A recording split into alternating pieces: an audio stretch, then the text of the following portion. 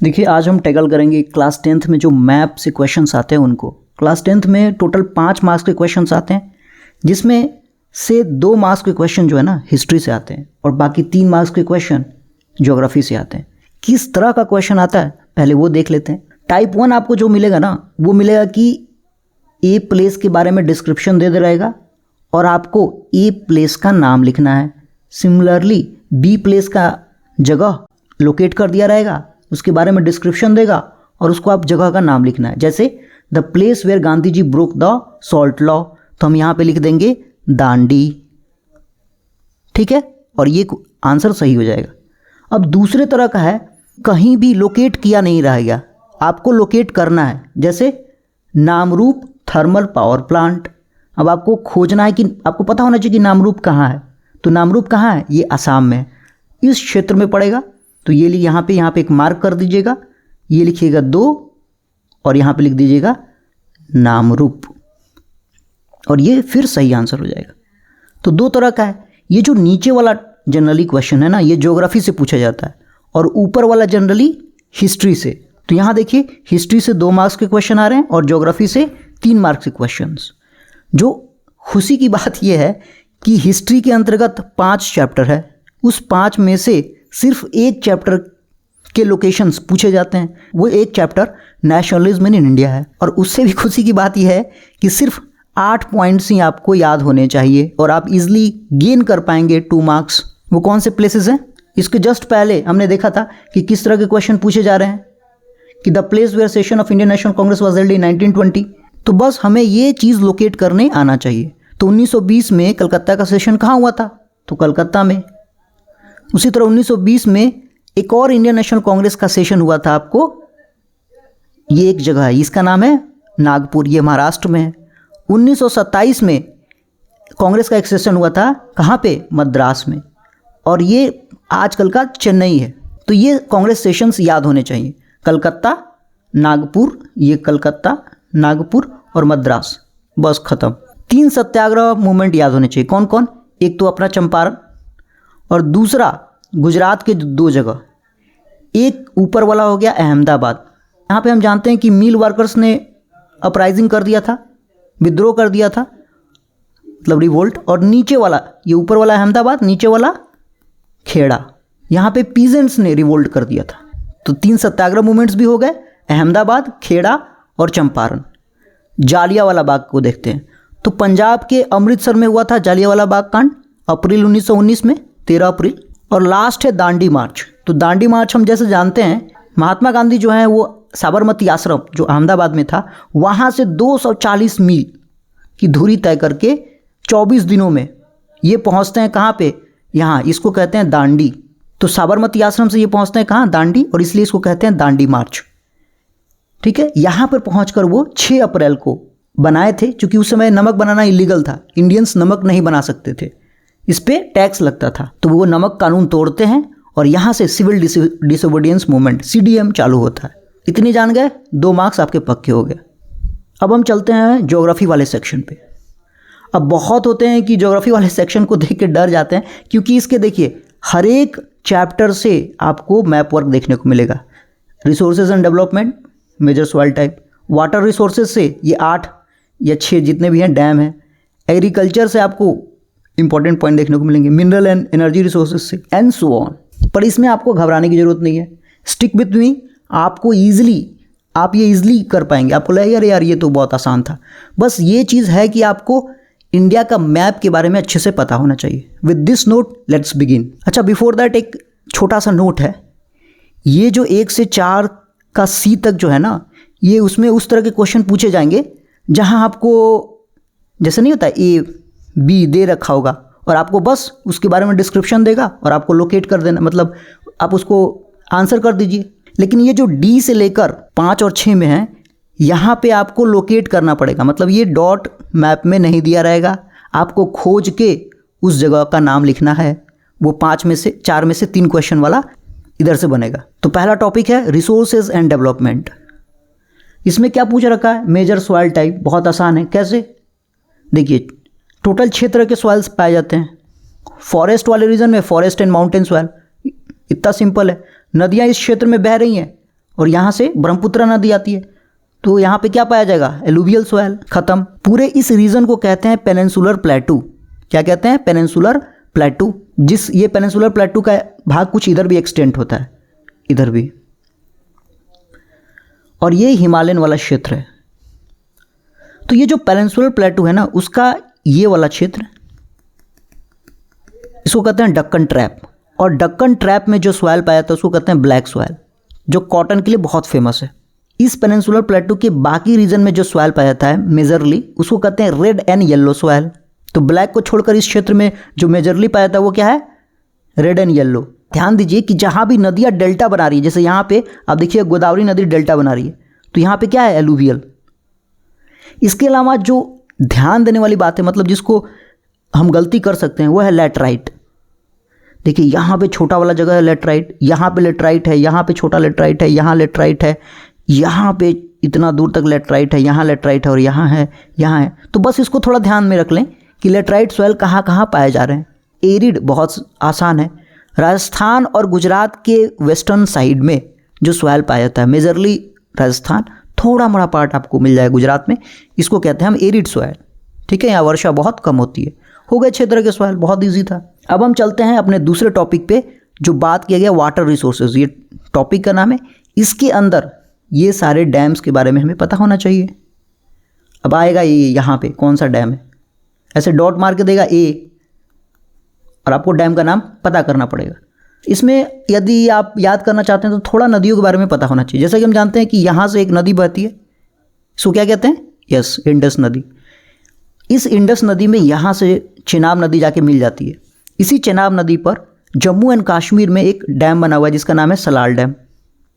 दूसरा है कि सतलज नदी पर एक डैम है जो कि हिमाचल प्रदेश और पंजाब के बीच में पड़ता है, जिसको कहते हैं भाखड़ा एंड ननगल डैम। देखिए भाखड़ा यहाँ पे, ननगल यहाँ, कहाँ पड़ेगा आपको, तो हिमाचल प्रदेश और पंजाब के बॉर्डर पे। तो देखिए स्टेट आप याद रखिएगा तो थोड़ा आसानी पड़ेगा। उसके बाद टेहरी डैम है, ये स्पेशल है, क्यों, क्योंकि ये टॉलेस्ट डैम है, सबसे ऊंचा, 261 मीटर ऊंचा है। आप देखिएगा तो लगेगा अरे बाप क्या खतरनाक सीन है। ये जो है देखिए यहाँ से भागीरथी नदी निकलती है और बहुत सारी नदियाँ मिलकर गंगा नदी का निर्माण करती हैं।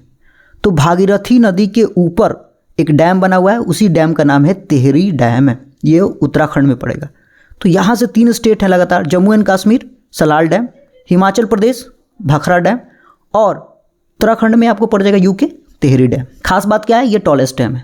नीचे आते हैं आप इस क्षेत्र में, देखिए एक चंबल नदी है, ये यमुना नदी की एक ट्रिब्यूटरी है, इसके बगल से यमुना नदी गुजरती है, बाद में यहाँ पे गंगा में मिल जाती है। तो इस यमुना का भी एक ट्रिब्यूटरी सहायक नदी है, कौन, चंबल। ये कहते हैं चंबल के डाकू उस तरफ। तो चंबल नदी के ऊपर राजस्थान में एक डैम है जिसका नाम है राणा प्रताप सागर। आपको अगर याद करने में कठिनाई हो रही है तो आप ऐसे याद कर सकते हैं, इस क्षेत्र में मेवाड़ रीजन में मेवाड़ के राजा कौन थे, शहनशाह, कहेंगे महाराणा प्रताप। तो इनके नाम पर ही इसको राणा प्रताप सागर रखा गया है। उसके बाद यहाँ पे नर्मदा नदी है, नर्मदा नदी के ऊपर एक डैम है जिसका नाम है सरदार सरोवर डैम। इजी, नर्मदा नदी के ऊपर कौन सा डैम है, सरदार सरोवर। ये कहाँ पे है, गुजरात में, मोदी जी की जगह। उसके बाद नीचे आइए, यहाँ पे छत्तीसगढ़ से निकलकर एक नदी निकलती है जिसका नाम है महानदी। इसके ऊपर उड़ीसा में, कहाँ पे, उड़ीसा में देश का सबसे लंबा, कितना लंबा, यहाँ से 4.8 किलोमीटर, इसी से अंदाज़ा लगाइए अब ये कितना लंबा है। ये लॉन्गेस्ट डैम है जिसका नाम है हीराकुंड डैम, और ये 4.8 किलोमीटर लंबा है। नीचे आते हैं हम यहाँ पे, देखिए साउथ इंडिया में 3 नदियाँ इंपॉर्टेंट हैं, एक गोदावरी, इसको दक्षिण गंगा कहते हैं, दूसरा हो गया आपको कृष्णा, और तीसरा हो गया कावेरी। तो कृष्णा नदी पर एक डैम है जिसका नाम है नागार्जुनी सागर, यहाँ पे कौन है, नागार्जुनी सागर। और इस कृष्णा नदी की एक सहायक नदी है जिसका नाम है तुंगभद्रा, और इस पर एक डैम है जिसका नाम है तुंगभद्रा। तो एक बार रिवाइज कर लेते हैं, ऊपर जम्मू कश्मीर में सलाल, यहाँ भाखड़ा, उत्तराखंड में टेहरी, चंबल नदी के ऊपर राजस्थान में महाराणा प्रताप जी के नाम पर महाराणा प्रताप सागर, गुजरात में सरदार सरोवर डैम, महानदी के ऊपर उड़ीसा में हीराकुंड डैम, ये लॉन्गेस्ट है, ये टॉलेस्ट था। नागार्जुनी सागर डैम कहाँ पे है, तो ये है आपको तेलंगाना में, कहाँ पे है, तेलंगाना में, और कृष्णा नदी के ऊपर। और इसकी एक सहायक नदी है तुंगभद्रा, और इसके ऊपर तुंगभद्रा डैम कहाँ है, कर्नाटका में। और यदि आपने एग्रीकल्चर नहीं पढ़ा है ठीक से तो यहाँ से आपको रिवाइज़ करने में थोड़ा मदद मिलेगा। आप इसको, मैं इसके PDF को अपलोड कर दूंगा, आप वहाँ से डाउनलोड करके इसे थोड़ा रिवाइज़ कर लें, ईजिली रिवाइज़ हो जाएगा। देखिए यहाँ पे बात किया गया है फूड क्रॉप्स जो ग्रेन है, राइस एंड व्हीट। वैसे तो मिलेट्स एंड पल्सेस के बारे में भी दे रखा हुआ है बुक में, पर आप मिलेट्स और पल्सेस के बारे में नहीं पढ़ना है, मैप वर्क में ये इंक्लूडेड नहीं है। वहीं अगर food crops other than grain की बात करें तो उसमें शुगर केन, टी, कॉफ़ी है, वहीं वायल सीड को ओमिट कर दिया गया। नॉन फूड क्रॉप्स में रबर को लिया गया है, फाइबर क्रॉप्स में कॉटन, जूट को लिया गया है। अब आपको लगेगा ये बहुत टफ है याद करना, जी नहीं, बहुत आसान है। स्टिक विद मी, मैं दिखाता हूँ एक आपको, मतलब ये तरीका कि कैसे आप अच्छे से याद कर सकते हैं। एक बात याद कीजिए, जो राइस जो है ना उसको टेम्परेचर भी ज़्यादा चाहिए और वाटर भी ज़्यादा चाहिए। रेनफॉल 100 सेंटीमीटर से ज़्यादा वाले क्षेत्र में होगा, और नहीं तो आपको इरिगेशन करना पड़ेगा। वहीं वीट की बात करें तो इसको जब ये बढ़ता है ना तो इसको टेम्परेचर लो चाहिए, और बारिश 50 से 75, मतलब कम ही टाइम में, मतलब कम ही वर्षा में इसका काम चल जाता है। तो ये 2 फैक्ट है। आइए देखते हैं मैप। देखिए ठंडा जो है इसके नीचे तो ठंडा पड़ने का संभावना बहुत कम है, इसके ऊपर ही ज़्यादातर ठंड पड़ेगी। तो व्हीट के ग्रो के लिए लो टेम्परेचर चाहिए, तो ये वाला रीज़न हो गया। कि चावल के लिए क्या चाहिए, चावल के लिए चाहिए ज़्यादा पानी, बारिश। तो इस क्षेत्र में हमें ज़्यादा बारिश और पानी देखने को मिलता है, तो इसीलिए ग्रीन वाला क्षेत्र राइस को दर्शा रहा है और येलो वाला चीज़ जो है व्हीट को दर्शा रहा है। तो साफ साफ आप एरिया देख सकते हैं, थोड़ा ओवरलैप है यूपी और बिहार में। तो सबसे ज़्यादा राइस तेलंगाना करता है, उसके बाद दूसरा यूपी और तीसरा अपना वेस्ट बंगाल। ठीक है, तेलंगाना, यूपी और वेस्ट बंगाल, तेलंगाना, यूपी, वेस्ट बंगाल। वहीं अगर व्हीट की बात करें तो इसमें सबसे ज़्यादा प्रोडक्शन करता है यूपी, फिर एमपी और लास्ट में आता है पंजाब। आपको लगता होगा ये वाला क्षेत्र, सॉरी पंजाब यहाँ पे, तो पंजाब वाला क्षेत्र जो है ज़्यादा प्रोडक्शन करता है। सबसे ज़्यादा कौन, यूपी, उसके बाद एमपी और उसके बाद पंजाब। ठीक है, ये डाटा मैंने आपको, अगर आप मान लीजिए यहाँ से नहीं फॉलो कर पा रहे हैं तो यहाँ मैंने लिख रखा भी है, यूपी, एमपी और पंजाब। अब देखिए यहीं जनरली हम कंफ्यूज हो जाते हैं कि कौन सा जगह होगा, तो इसलिए मैंने सबको एक जगह कलेक्ट करके दे रखा हुआ है। शुगर केन के लिए टेम्परेचर चाहिए 21 से 27 और पानी चाहिए इन दोनों के बीच में 75 से 100। टी, कॉफ़ी, रबर, कॉटन और जूट सबको साथ देखते हैं। चलिए यहाँ इस मैप में हम देखते हैं, सबसे पहले हम किसको देखेंगे, शुगर केन को। तो शुगर केन सबसे ज़्यादा उपजता है कहाँ पे, यूपी में, उसके बाद मध्य प्रदेश छोड़िए, महाराष्ट्र में, और तीसरे नंबर पे आता है कर्नाटका। यूपी, महाराष्ट्र और कर्नाटका खत्म। यूपी, महाराष्ट्र और कर्नाटका हो गया शुगर केन। उसके बाद दूसरा क्या था, टी और कॉफ़ी। तो असम का जो टी है, या वेस्ट बंगाल में दार्जिलिंग, यहाँ है दार्जिलिंग, यहाँ का टी बहुत फेमस है।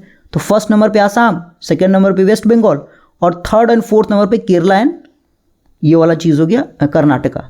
कॉफ़ी की बात करते हैं, टी हो गया असम, वेस्ट बंगाल, केरला, कर्नाटका। कॉफ़ी इस रीजन में ज़्यादा मिलता है। अभी ये देखिए कितना ज़्यादा है, कर्नाटका जो है पूरे कॉफ़ी जो इंडिया में प्रोडक्शन होता है उसका 70% तो अकेले करता है। और उसमें भी एक जिला था पहले, अब पता नहीं उसका क्या नाम है, पर पहले इसको कुर्ग कहते थे। ये बहुत फेमस था कॉफ़ी के लिए।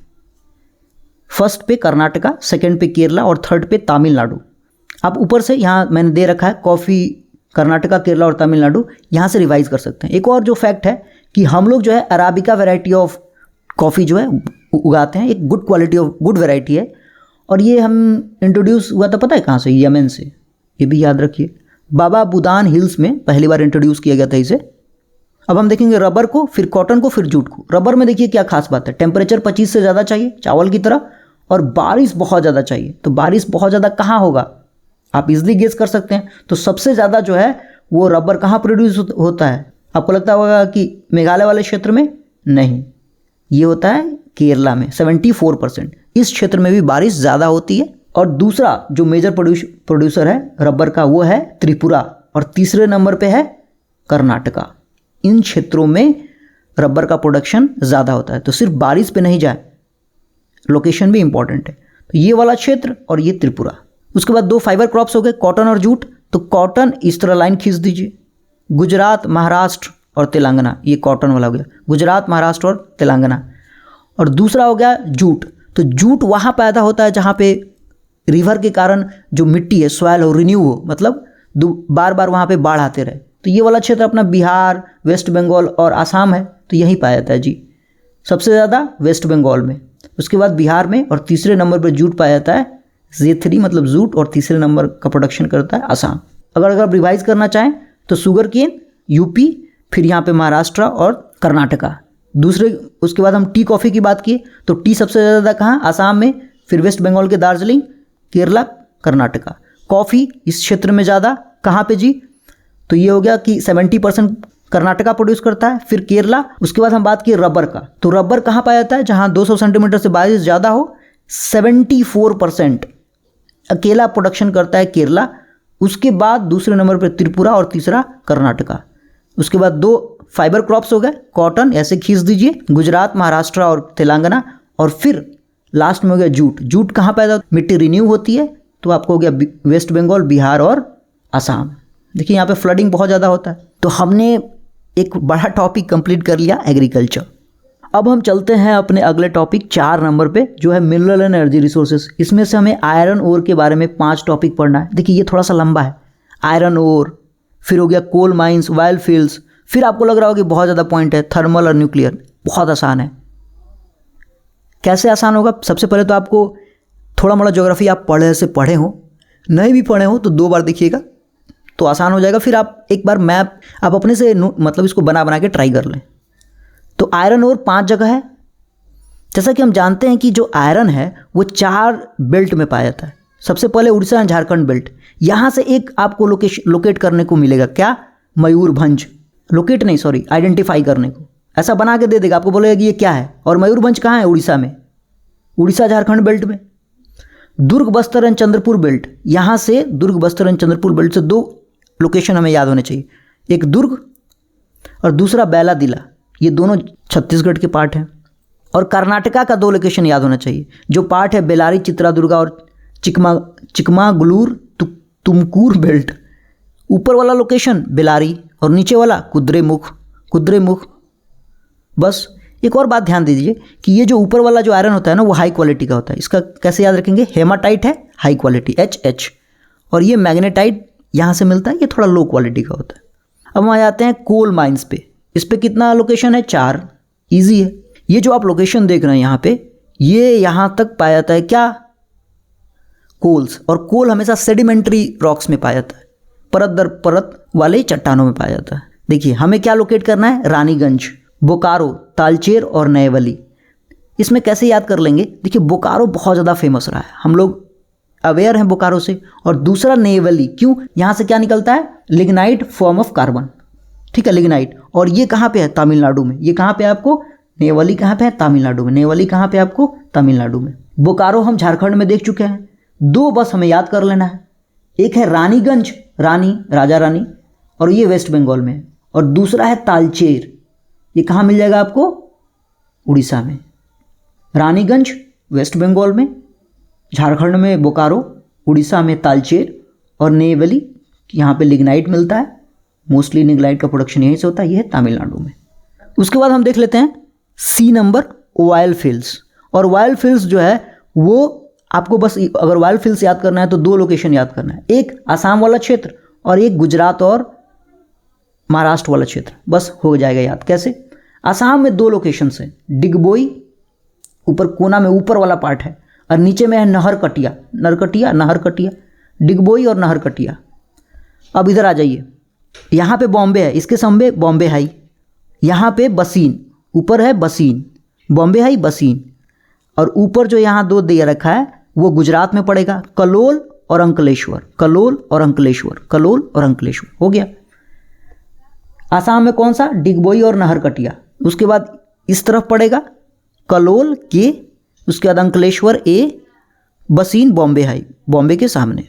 फिर आते हैं हम थर्मल पावर प्लांट पे और न्यूक्लियर पावर प्लांट पे। फिर से मैं याद दिला दूं, अब ऐसा सेक्शन शुरू हो गया जिसे आपको मैप पे, जैसे ये मैप हो गया तो आपको यहाँ बताना पड़ेगा और फिर नाम लिखना पड़ेगा।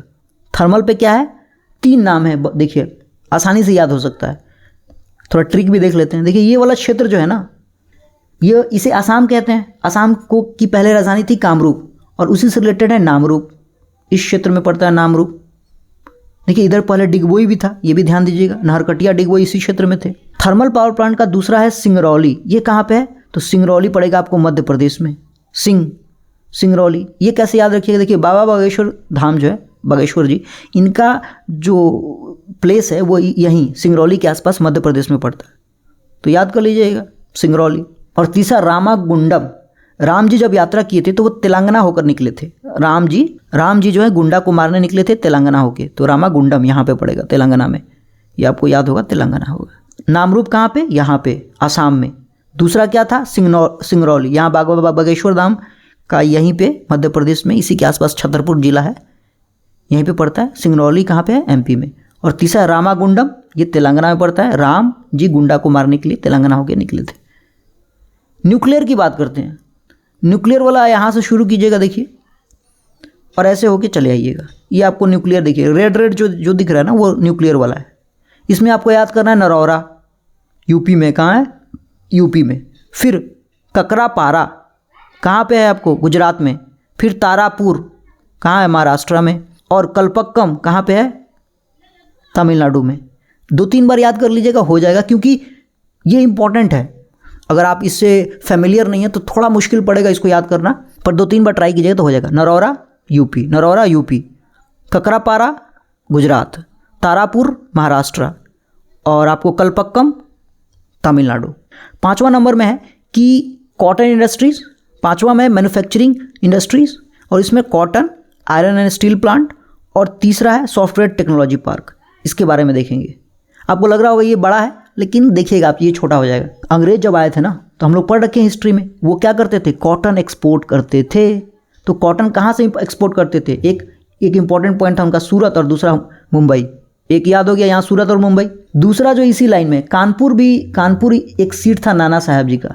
हिस्ट्री में हम लोग पढ़ रखे हैं कि कानपुर किसका जगह था, नाना साहब जी का, जो 1857 की क्रांति में भाग लिए थे। तो कहाँ पे थे, कानपुर में। तो ये कानपुर याद हो गया। और ये हो गया जगह इंदौर। कौन सा जगह हो गया, इंदौर। और जो लास्ट है वो है कोयम्बटूर। ये क्या हो गया, कोयम्बटूर, ये तमिलनाडु में। तो 2 को और याद कर लें, एक इंदौर और दूसरा Coimbatore. With passage of time 1-2 बार आप पढ़िएगा तो याद हो जाएगा। अभी आपको लगेगा अरे कैसे होगा, but with passage of time हो जाएगा। कैसे हमने पढ़ा इसे, अंग्रेज जो है सूरत और बॉम्बे से एक्सपोर्ट करते थे कपड़े को अपने टाइम में, जब यहाँ ब्रिटिश रूल था। कानपुर नाना साहब का सीट हुआ करता था 1857 की क्रांति में। इंदौर और कोयम्बटूर, ये 2 रटना पड़ेगा। कोयम्बटूर तमिलनाडु में है, कोयम्बटूर, और इंदौर जो है आपको मध्य प्रदेश में। आयरन एंड स्टील प्लांट की बात करें तो देखिए ये इस क्षेत्र में पड़ता है। सबसे पहले ये ऊपर वाला ऑप्शन हो गया, ये वाला जो हो गया, ये कौन है, ये दुर्गपुर है, ये वेस्ट बंगाल में, दुर्गपुर। यहाँ बोकारो स्टील प्लांट पड़ेगा। झारखंड में 2 है, वेस्ट बंगाल में 1 दुर्गपुर, और झारखंड में 2, कौन कौन, बोकारो और जमशेदपुर, जिसके बारे में हम फैमिलियर हैं। जो नहीं जानते हैं वो है छत्तीसगढ़ में भिलाई पड़ेगा। क्या पड़ेगा, छत्तीसगढ़ में भिलाई। विजयनगर साम्राज्य कर्नाटका में हुआ करता था, हिस्ट्री में हमने पढ़ रखा है। तो विजयनगर ये हो गया। और फिर तमिलनाडु में पड़ जाएगा आपको सलेम। तमिलनाडु में क्या पड़ जाएगा, सलेम। तमिलनाडु में क्या पड़ जाएगा, सलेम। तो इस तरह आयरन एंड स्टील प्लांट भी हो गया। कैसे, दुर्गपुर कहाँ, वेस्ट बंगाल में। झारखंड में 2, कौन कौन, ये बोकारो और जमशेदपुर। भिलाई याद करना है आपको, छत्तीसगढ़ में। विजयनगर एम्पायर हुआ करता था आपको कर्नाटका में, और सलेम है तमिलनाडु में। आप एक बार इसको मैप वर्क जब खुद से कीजिएगा तब जाके आपके दिमाग में अच्छे से बैठ पाएगा।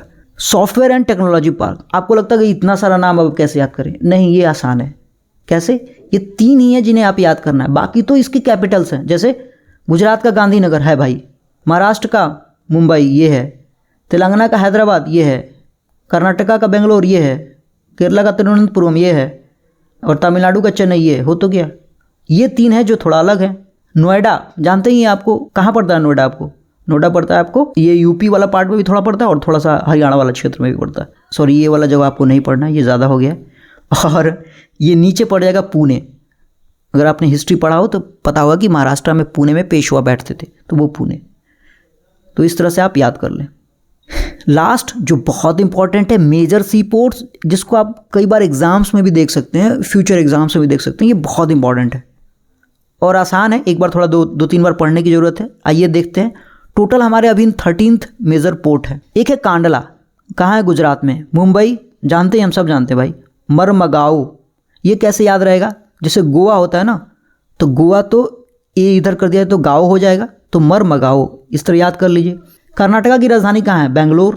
बेंगलोर से रिलेटेड है, मैंगलोर तो आपको याद हो जाएगा। कोची, यहाँ पे आप ब्रिटिश जो है पहली बार आए थे कोचीन में, यही है, इसका नाम अब कर दिया गया कोची।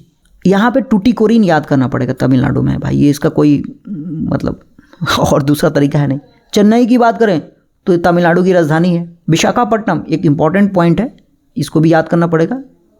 फिर पारादीप उड़ीसा में है, और फिर वेस्ट बंगाल में हल्दिया है। वेस्ट बंगाल में हल्दिया, यहाँ पारादीप। पारादीप को आप ऐसे याद कर सकते हैं कि ये लार्जेस्ट वॉल्यूम को हैंडल करता है।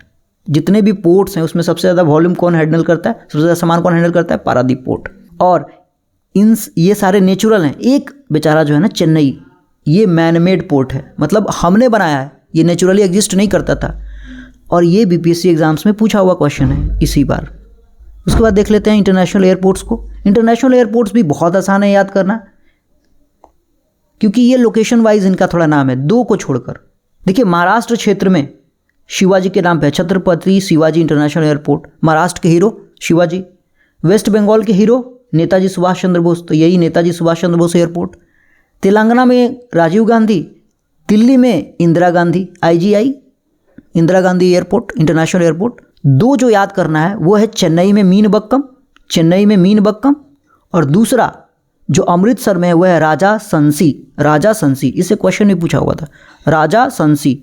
और इसका एक और नाम है श्री गुरु रामदास जी, राजा संसी श्री गुरु रामदास जी इंटरनेशनल एयरपोर्ट के बारे में आपको जानकारी होना चाहिए।